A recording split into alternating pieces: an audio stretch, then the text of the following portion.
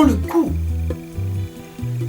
du mauvais sort passe par la pression et entraîne de fait la dépression intellectuelle tant qu'économique,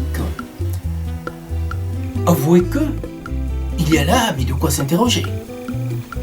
Voilà un pays où les hommes de presse sont réduits au silence, pendant que les guignols se la jouent coule plus, et que ceux qui sont censés nous informer croupissent dans les barreaux de prison où le régime leur pisse dessus sans égard, dessus-dessous, sans le moindre sou.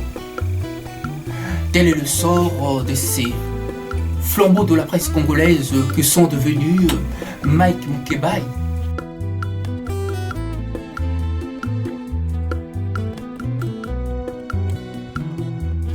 Papa Moulière,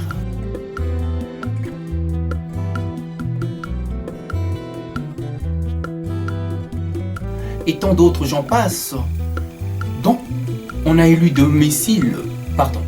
pour second domicile, la célèbre prison de Makala, d'où il en sort plus des voyous, des criminels, et encore moins du charbon que d'honnêtes citoyens.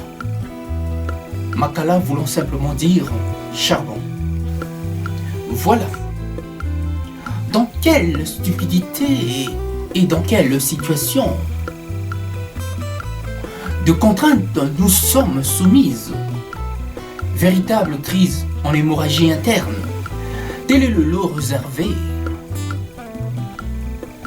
à ces hommes de foi que le régime du PPRD et son gouvernement ne parvient à dompter. Nous voilà au chevet d'une république démocratique du Congo agonisant qui se refuse à rendre les armes et encore moins à rendre l'âme, au point de dépiter là ces croque-morts qui risquent de passer bien avant elle. Dire qu'on voit des guignols sur la RTNC que nul n'inquiète, alors qu'il serait plus au frais à la prison de Makala que d'être aux frais des contribuables. La RDC serait-elle donc devenue un pays de viol à tout va et d'intimidation?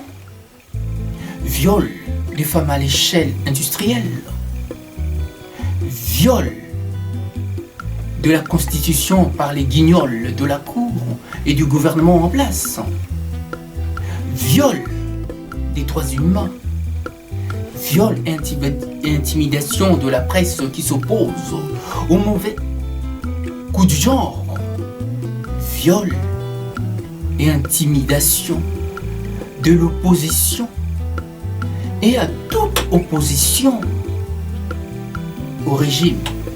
Il y a du souffle en l'air.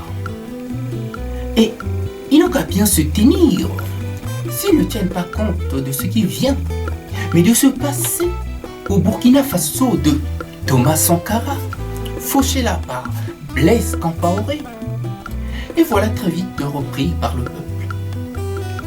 Jamais, et je dis bien au grand jamais, nous ne nous tairons tant que cette injustice continuera à être aussi avérée, au point de désintégrer notre justice et de surcroît décapiter là la République démocratique du Congo. Mon œil. À bon entendeur, salut.